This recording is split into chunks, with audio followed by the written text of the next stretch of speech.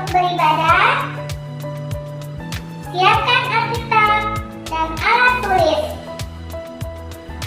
Ikuti puji-pujian dengan penuh sukacita. Dengarkan firman Tuhan dengan duduk tenang.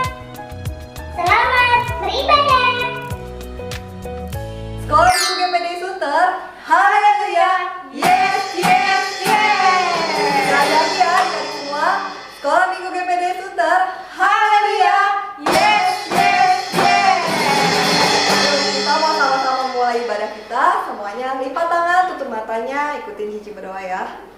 Tuhan Yesus yang baik, terima kasih Tuhan kalau hari ini kami boleh kembali untuk bersama-sama ibadah online. Tuhan, biarlah Engkau pimpin ibadah ini dari awal hingga akhirnya. Terima kasih Tuhan Yesus, hanya di dalam nama-Mu kami telah berdoa dan mengucap syukur. Haleluya, amin. Cici Yuni, kita mau sama-sama memuji Tuhan ya. Ayo. Adik-adik semua yang di rumah, semuanya bangkit berdiri, kita mau sama-sama memuji Tuhan. Kita mau bilang, jalan serta Yesus.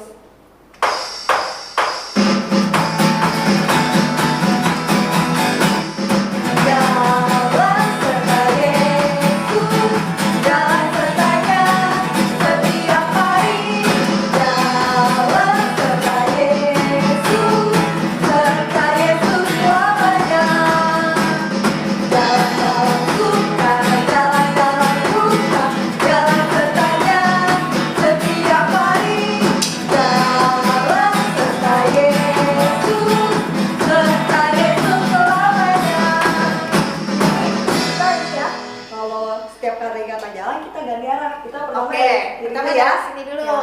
Ayo musik.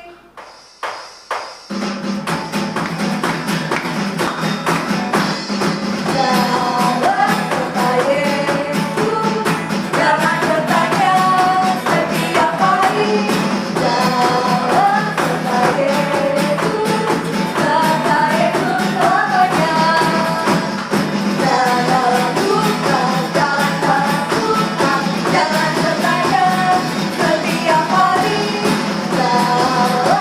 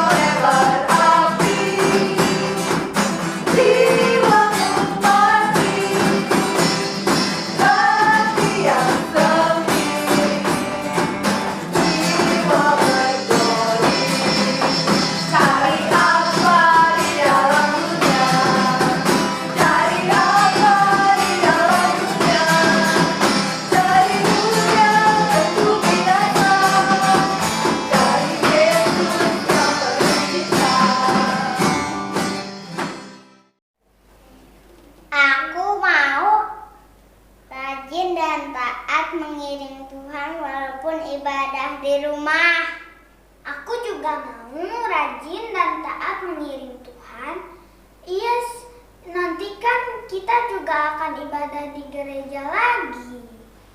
Yuk teman-teman di rumah, kita juga setia berdoa, membaca Alkitab, dan beribadah seperti Tuhan Yesus setia sampai mati. Aku sedih Tuhan Yesus mati. Kan cuma 3 hari aja, Sam, lalu bangkit. Jangan sedih dong. Oh gitu ya. Jadi kita setia aja ya. Setia terus sampai Tuhan Yesus datang. Setuju ya teman-teman? Setuju. Adik-adik, kita mau siapkan hati kita untuk menerima firman Tuhan. Kita mau katakan bahwa kita cinta Yesus.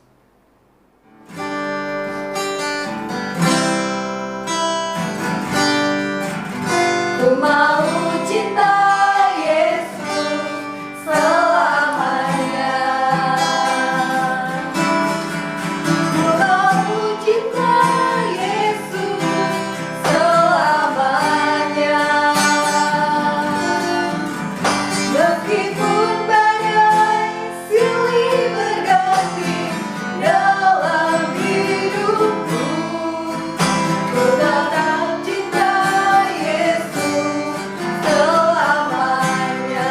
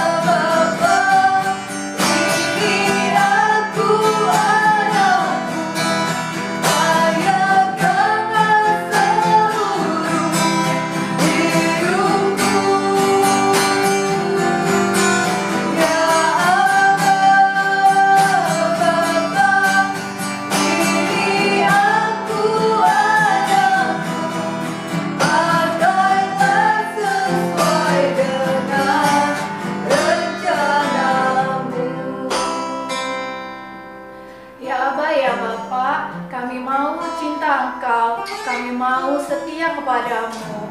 Ya Tuhan Yesus, sebentar lagi kami mau mendengarkan firman Tuhan. Ajar kami untuk dengar-dengaran agar firman-Mu tertanam di hati kami. Berkati guru sekolah minggu yang akan menyampaikan firman-Mu. Di dalam nama Tuhan Yesus kami berdoa. Haleluya. Amin. Haleluya. Nah anak-anak, tadi kita sudah bersukacita ya lewat puji-pujian. Sekarang siapkan hati kita untuk mendengarkan firman Tuhan. Nah sebelum Tante Nina cerita nih, mau tanya dulu ya. Pernah nggak ada yang kena lempar batu? Atau melempar batu ke teman? Pasti pernah ya. Kenapa tuh kalau sampai teman ngelempar batu? Ada pasti yang kesel sama kamu, atau kamu jahil sama mereka jadi mereka balas lagi. Atau kamu nggak berbuat salah apa-apa tapi kamu dilempar batu. Wah, kalau kayak gitu gimana ya? Nah, di Alkitab itu ada juga loh kisah seorang pemuda yang dia dilempar batu sampai berdarah. Wah, bahkan dia tuh sampai mati. Mau tahu ceritanya? Yuk, duduk diam ya, dengerin Tante Nina. Nah, pemuda itu bernama Stefanus. Siapa sih Stefanus itu? Stefanus itu adalah seorang pemuda salah satu dari 7 orang yang dipilih oleh rasul-rasul, didoakan ya. Rasul-rasul itu menaruh tangan mereka di atas para pemuda-pemuda yang sudah dipilih untuk menjadi pelayan Tuhan. Salah satunya adalah Stefanus. Kenapa Stefanus dipilih?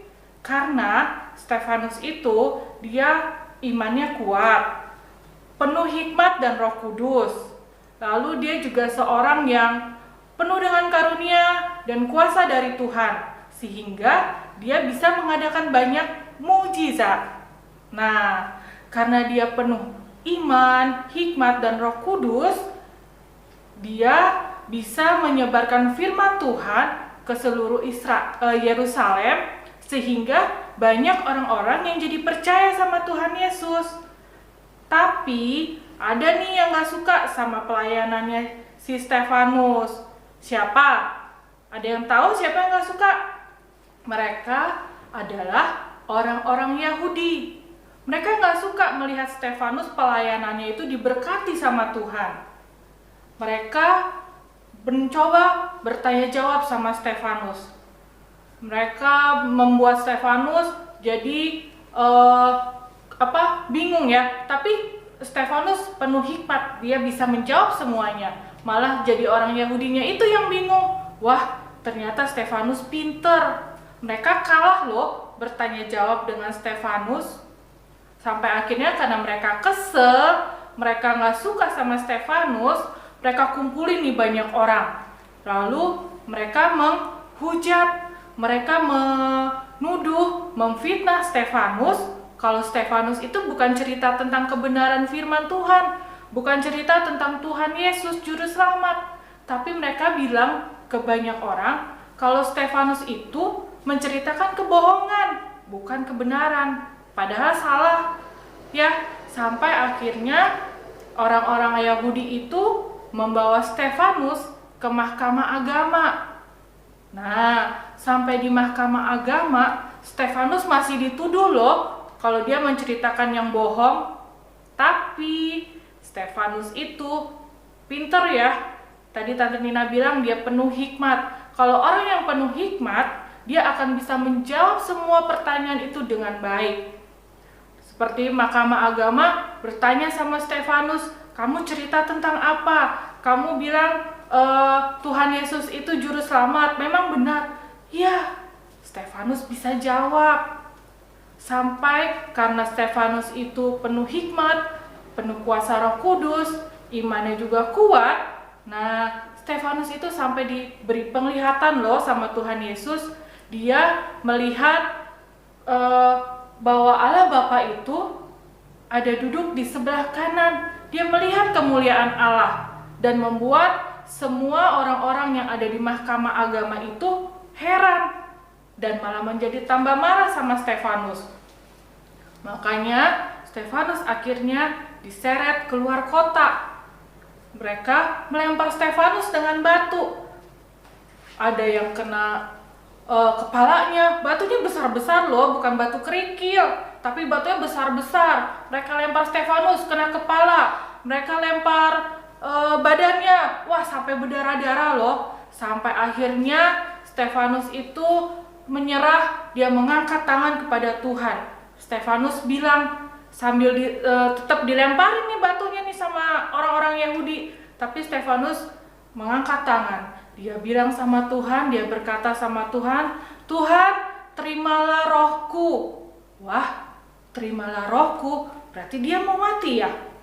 Iya, karena dilemparin terus pakai batu, darahnya keluar terus, akhirnya Stefanus mati. Tapi sebelum mati, anak-anak, sebelum Stefanus mati karena dilemparin batu, dia juga masih sempat loh berdoa buat orang-orang yang melakukan itu kejahatan kepada Stefanus. Dia berdoa, Tuhan ampuni mereka. Wow, hebat ya Stefanus. Walaupun dia tidak salah, dia dilemparin batu, dia dijahatin sama orang-orang Yahudi, tapi Stefanus tetap memiliki hati yang besar. Dia mengampuni orang-orang yang melemparkan batu sama Stefanus, kepada Stefanus. Nah, anak-anak, Stefanus ini orang yang benar-benar dikasihi oleh Tuhan. Kita bisa belajar dari kisah Stefanus ini, dia menjadi apa? Satu, dia menjadi anak Tuhan yang setia. Setia kenapa Tante Nina? Iya, dia tetap setia. Dia tetap pegang iman dia tetap percaya bahwa Tuhan Yesus akan menolong dia. Dia setia sampai dia mati. Kedua, Stefanus berani bersaksi, berani bercerita tentang kebenaran firman Tuhan. Walaupun di sekeliling dia nih waktu di mahkamah agama, itu orang-orang hebat loh, orang-orang pinter. Tapi Stefanus berani bersaksi, menceritakan kebenaran firman Tuhan. Yang ketiga, dia taat, dia beriman kepada Tuhan Yesus, dia percaya Tuhan Yesus akan menjadi juru selamatnya.